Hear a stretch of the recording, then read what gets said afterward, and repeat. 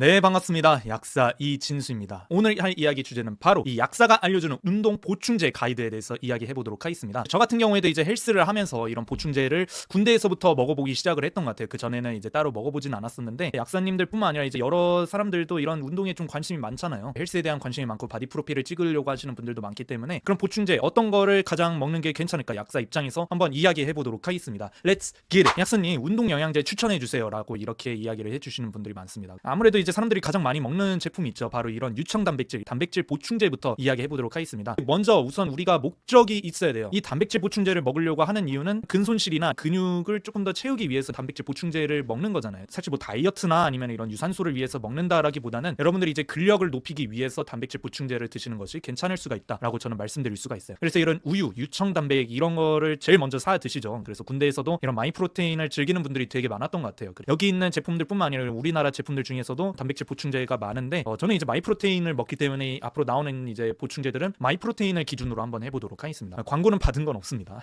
그렇죠. 그렇게 해서 이런 우유 단백 성분을 주로 많이 드시는데, 우유에는 세 가지 성분이 있다고 보시면 될 것 같아요. 이런 지방이나 유당 그리고 단백질 이렇게 돼 있는데, 단백질은 한 3에서 4% 정도 차지하고 있습니다. 그래서 사실 우유를 먹는다라고 한다면 이제 단백질을 섭취한다기보다는 사실 지방을 많이 먹는다라고 생각하시면 될 것 같아요. 이 우유 안에 이제 지방을 덜어내서 이 지방만 남긴 게 바로 이 치즈나 아니면 요구르트 그런 걸로 만들 수 있는 거죠. 그래서 이런 버터나 치즈는 지방, 이 우유에 있는 지방으로 만들게 된다라고 생각하면 될 것 같고, 이 지방을 걷어내고 이제 남은 게 이제 유당하고 단백질이 될 수가 있는데, 그래서 이제 카제인이나 이런 농축 유청 단백이 들어있다고 하게 됩니다. 이런 단백질 안에는. 그래서 이런 카제인까지도 제쳐내고 나머지 건덕지, 이런 찌꺼기라고 하죠. 옛날에는 이런 찌꺼기를 버렸었는데, 이 찌꺼기가 사실은 이런 농축 유청 단백이라고 해가지고 생각보다 이 단백 성분이 많이 들어있다라는 것을 이제 알게 되는 겁니다. 그래서 그런 것들을 모아서 만든 것이 이 단백질 보충제가 될 수가 있겠다라고 볼 수가 있고요. 근데 이 단백질 보충제도 이제 시간이 지나면서 이제 또 많이 발전을 하게 됩니다. 그래서 이제 만드는 공법에 따라서 웨이 프로테인 아이솔레이트, 이제 따로 빼놨다라는 거죠. 그래서 유당을 빼놓은 것을 이야기를 하는 거고, WPH 같은 경우에는 이제 가수분해를 시켜가지고 만든 제품이다라고 해가지고 단백질 흡수력을 조금 더 높이게 된 겁니다. 그리고 이제 HWPI는 이 아이솔레이트하고 하이드롤라이즈드를 통해서 가수분해를 시켜주기도 하고 이런 고리까지도 시켜줌으로써 소화가 편하게 되고 흡수가 빠르게 더 만든 제품이라고 볼 수가 있겠죠. 그래서 HWPI가 훨씬 더 이런 제품들보다는 조금 더 좋다라고 볼 수가 있는데, 단점은 비싸죠. 우리는 그나마 좀 저렴하게, 사실 보충제들이 그렇게 뭐 저렴한 가격은 아니긴 합니다만은 우리는 할인을 통해서 얻게 된다고 하면 한 8만 원 정도 하잖아요. 그렇기 때문에 소화가 편해지고 흡수가 빠르게 된다고 했을 때는 조금 더 돈이 많이 투자가 될 수 있겠다라고 볼 수가 있습니다.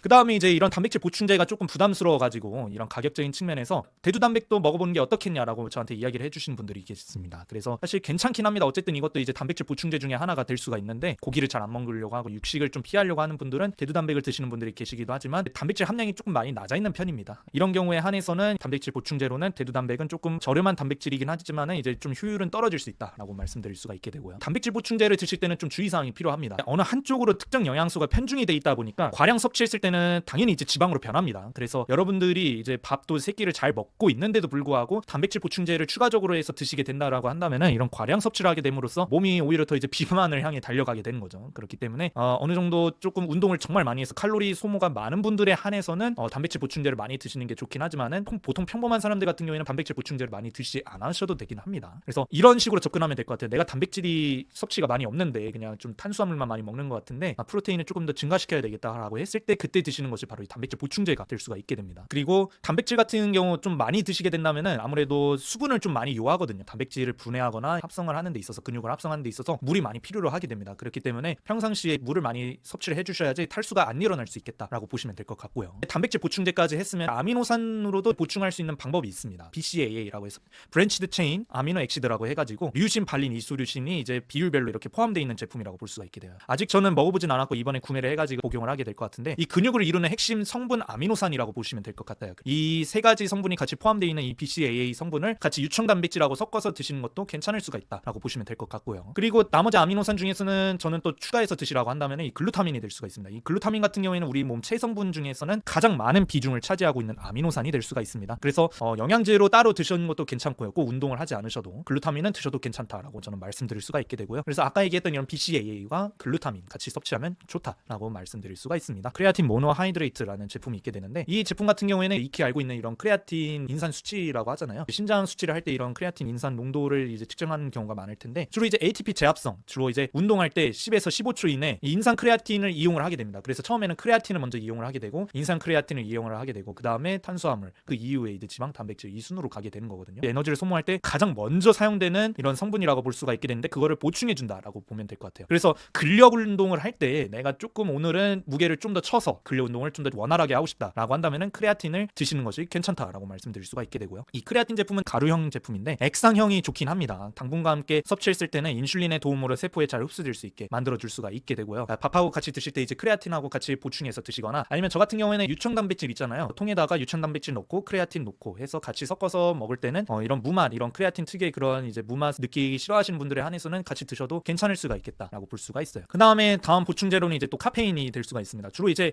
군대에서 봤을 때는 그 PX에서 몬스터가 되게 싸거든요. 제로 울트라라고 해가지고 군대에서 헬스를 했을 때는 대부분의 사람들이 이 캔을 들면서 운동을 했던 게 기억이 납니다. 그래서 되게 저렴하게 구입할 수가 있는데 사회에 나와서는 함부로 사기가 쉽지 않겠더라고요. 그래서 카페인 같은 경우에는 우리가 왜 먹냐? 이거는 아데노신을 차단을 함으로써 에너지 대사를 높이고 집중력과 지구력을 향상을 시키거든요. 그래서 각성 상태를 유지를 함으로써 운동 능력에 도움이 될 수 있게 만들어줄 수 있는 게 바로 이 카페인이라고 볼 수가 있게 됩니다. 근데 이 크레아틴과 카페인 사실 이 두 개를 같이 먹어도 되느냐 안 되느냐라고 이렇게 의견이 분분한 분들도 있어요. 그래서 사실 여러 약사님들이나 다른 분들에 한해서도 이제 논쟁이 되는 거리 중에 하나가 될 수가 있는데 저의 의견을 말씀드리게 된다면은 같이 먹어도 괜찮기는 합니다만은 아무래도 좀 이제 물을 좀 많이 요구를 하는 제품들이다 보니까 카페인 같은 경우에는 이제 이뇨 작용을 통해서 수분을 배출을 시키고 크레아틴 경우에는 이제 근육에 수분을 흡수를 시킴으로써 근육을 좀 더 높이게 되는 상황이잖아요. 물이 많이 필요로 하기 때문에 물을 최대한 많이 섭취를 해주는 것이 주의사항이 될 수가 있고 두 개의 작용이 서로 상반되는 작용이다라고 해서 좀 걱정스럽다라고 생각하면은 크레아틴을 아침에 먹고 카페인은 이제 그 후에 한 1시간 정도 텀을 두면서 같이 나눠서 복용을 할 수 있게 만들어주면 좋지 않을까 생각하고 있어요. 그 다음에 이제 베타알라닌이 될 수가 있습니다. 그래서 이런 제품들 같은 경우에는 ATP 대사를 보조를 하면서 부작용으로는 피부 자결감이나 따끔거림이 있을 수 있기 때문에 좀 적당히 드셔주시면은 어느 정도 이제 ATP 대사를 하는데 도움이 될 수 있으니까 운동을 쓸 때 근육을 씀으로써 조금 더 도움이 될 수 있는 성분으로 작용할 수 있다라고 말씀드릴 수가 있게 되고요. 그리고 가장 중요한 거는 시트룰린 아르기닌이라고 합니다. 아르기닌이라고 한다면 회복제 중에 하나가 될 수가 있죠. 아무래도 좀 이런 일산화진소 에노 같은 경우는 이제 혈관계에서 신호 전달 물질로서 사용을 할 수 있기 때문에 이 혈관을 확장시킴으로써 근육에 어느 정도 빵빵하게 산소 공급을 원활하게 해줌으로써 혈류를 개선시키게 만드는 영양소라고 볼 수가 있게 됩니다. 그래서 저도 제품을 사보게 되었는데 이런 시트룰린하고 아르기닌이 같이 들어있는 제품을 사시는 것을 저는 추천드립니다. 그래서 운동 중이나 후에 혈류를 원활하게 함으로써 운동 능력과 회복을 촉진시켜준다라고 보시면 될 것 같아요. 사실 이 일산화질소의 전구체가 아르기닌이 될 수가 있는데 사실 이거는 이 피트 시험 문제 중에 하나이기도 했었거든요. 그래서 일산화질소를 만드는데 어떤 전구체가 필요하겠느냐라고 하면 이제 아르기닌이 될 수가 있는데 아르기닌 자체가 정말로 영양제 중에서는 진짜 많이 보이는 제품들 중에 하나가 될 수가 있거든요. 그래서 이 아르기닌 정말로 좋을 수 있겠다. 같이 복용해주면 괜찮다라고 저는 말씀드릴 수가 있습니다. 그리고 시트룰린 같은 경우에도 이제 일산화질소의 생성을 촉진할 수 있기 때문에 근육통과 피로를 줄여줌으로써 운동 보충제로는 거의 필수적인 제품이지 않을까 생각하고 있어요. 그리고 이런 분들이 계시기도 합니다. 약사님 제가 이제 부스터나 게이너도 이제 먹고 있는데 제가 좀 운동 좀 치거든요. 그러면 이거 같이 먹어도 괜찮겠냐라고 하는데 운동이 숙달이 된 분들이라면 부스터나 게이너를 드시는 것도 괜찮을 수가 있긴 하겠지만은 잘 선택하셔야 됩니다. 뉴스에도 그런 게 나왔던 것 같아요. 이런 부스터나 게이너 안에 그 비아그라 성분이 들어있는 제품들도 있어서 발기부전 치료제를 이제 먹게 되는 경우도 있을 수도 있는 것 같습니다. 그러니까 그만큼 이제 오염돼 있는 제품들도 많기도 해요. 그래서 이런 부스터나 게이너 같은 경우에는 저는 웬만하면 일반 분들은 굳이 드실 필요는 없겠다. 특히 이런 게이너 같은 경우에는 일반 식단으로도 충분히 우리가 삼시세끼 잘 먹으면 굳이 먹을 필요는 없거든요. 이거는 필수적인 제품은 아니다라고 저는 말씀드릴 수가 있게 됩니다. 또한 이제 부스터 같은 경우에는 카페인을 주성분으로 하고 있기 때문에 내가 이제 운동 중에 이제 커피나 아니면은 몬스터 이런 거를 먹으면서 마지막에 밤에는 부스터까지 먹게 된다고 한다면은 별로 좋지는 않을 수도 있겠다. 카페인에 대한 이런 각성 상태가 굉장히 오랫동안 유지가 될 수 있기 때문에 조심해줘야 되는 부분이지 않을까 생각하고 있어요. 그리고 이런 게이너 같은 경우에도 말토덱스트린으로 이루어져 있기 때문에 이거를 자주 먹게 된다고 한다면 인슐린의 저항성을 높일 수도 있습니다. 그렇게 되면 내장 지방을 축적을 할 수가 있게 되고 복부 비만이나 대사 증후군을 일으킬 수가 있기 때문에 게이너는 웬만하면은 일반적인 분들한테는 그렇게 좀 도움이 안 될 수 있겠다라고 볼 수가 있습니다. 그래서 총 정리를 하게 된다면은 제가 먹는 운동 영양제는 크게 4가지로 나눌 수가 있게 되는데 이런 유청 단백질 보충제로 하나를 포함을 하면서 여기에 이제 같이 스쿱으로 떠넘기는 게 이제 DCAA하고 글루타민 그리고 크레아틴을 같이 집어넣게 됩니다. 그리고 이제 따로 영양제로 먹는 게 시트룰린 아르기닌이라고 해가지고 저는 이제 아침에 이거를 먹고 운동장에 가거나 헬스장으로 갈 때는 커피를 이제 들고 가거든요. 그렇게 해서 마시면서 힘을 낼 수 있게 만들어주는 그런 루틴을 가져가고 있습니다. 그래서 여러분들 진짜 운동하는 사람들 많고 진짜 바디 프로필 찍으려고 이제 노력하시는 분들도 계실 텐데 올바른 식단과 영양제를 보충을 해줘야지 이제 몸짱이 되는 거거든요. 그래서 다시 한번 말씀드리자면 필수는 아니고 우리 몸을 잘 만들어주는 데 있어서 보충제 역할이라고 하면 좋고요. 제가 설명해드린 거는 약사 입장에서 봤을 때 가장 무난무난하게 부작용 없이 드실 수 있는 제품 중에 하나가 될 수 있다. 첫 입문자들한테서는 이런 보충제를 드시는 것이 괜찮을 수가 있겠다라고 말씀드리면서 저는 이번 영상을 마무리하도록 하겠습니다. 구독과 좋아요, 알림 설정까지 같이 해주신다면 제가 영상을 만드는 데 있어서 정말로 크나큰 힘이 될 수 있을 것 같고요. 궁금한 게 있으면 언제든 댓글로 달아주시면 제가 친절히 답해드리도록 하겠습니다. 지금까지 약사 이진수였고요. 저는 다음 영상에서 찾아뵙도록 할게요. 안녕.